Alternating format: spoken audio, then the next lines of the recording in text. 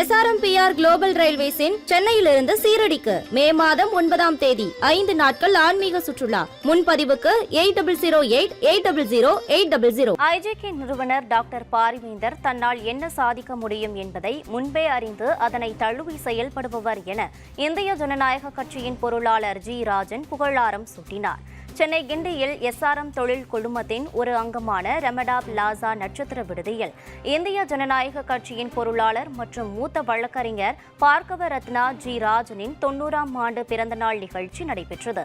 இதில் இந்திய ஜனநாயக கட்சியின் தலைவர் டாக்டர் ரவி பச்சமுத்து மற்றும் கௌரவ விருந்தினர்கள் VV சுவாமிநாதன், மூத்த வழக்கறிஞர் மாசிலாமணி, ஓய்வு பெற்ற உச்சநீதிமன்ற தலைமை நீதிபதி கலிஃபுல்லா ஆகியோர் கலந்து கொண்டு நிகழ்ச்சியை சிறப்பித்தனர். நிகழ்ச்சியில் சென்னை தபால் மற்றும் டெலிகிராம் துறை சார்பில் ராஜனின் 90ஆம் பிறந்த நாளை முன்னிட்டு அவரது சிறப்பு அஞ்சல் முத்திரையை VV சுவாமிநாதன் வெளியிட்டார்.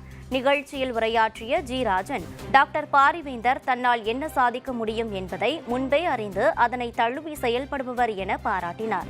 தன்னுடைய கடின உழைப்பு மற்றும் நியாயமான முறையில் தனது கல்லூரியை பல்கலைக்கழகமாக மாற்றினார் என ராஜன் பாராட்டு தெரிவித்தார். டாக்டர் பாரிவேந்தரிடம் இருக்கும் நல்ல குணம் என்னவென்றால் தனது பணத்தை அனைவரிடமும் பகிர்ந்து கொள்வார் எனவும் ஜி ராஜன் புகழாரம் சூட்டினார்.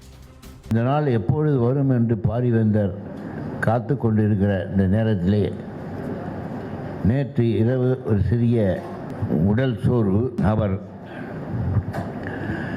மனதெல்லாம் இங்கே தான் இருக்கிறது. நான் அறிவேன், அவரை பற்றி நான் அறிவேன். வந்துட்டு தன் நிறைவிடாத உழைப்பின் காரணமாகவும் அவர் விஷனரி, தன்னால் எது சாதிக்க முடியும் என்பதை முன்பே அறிந்து ஒரு டியூஷன் சென்டர் வச்சார். அதுக்கப்புறம் ஒரு சின்ன பள்ளிக்கூடம் வாங்கினார். அதுக்கப்புறம் கொஞ்சம் கொஞ்சமாக பெருகி ஒரு காலேஜ் கட்டினார்.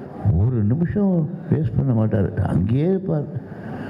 இருந்து ஒரு நாள் என்னை அழைச்சி கொண்டு போய் சுற்றி காமிச்சார். ஒரு புது நகரமே பார்த்தேன், SRM யூனிவர்சிட்டின்னு புது நகரமே பார்த்தேன். நான் ஆச்சரியப்பட்டு போயிட்டேன். இந்த மாதிரி நான் எந்த இடத்தையும் பார்த்ததே இல்லையா. ஒரு தனி மனிதன் ஒருவர் கஷ்டப்பட்டு தன் மூளையை கசக்கி பிரிந்து படித்து இந்த மாதிரி பெரிய இடத்துக்கு வந்தார் அப்படிங்கிறத நினச்சி பார்க்கும்போது அது அவர் மேலே ரொம்ப மதிப்பும் மரியாதையும் கூடிச்சு.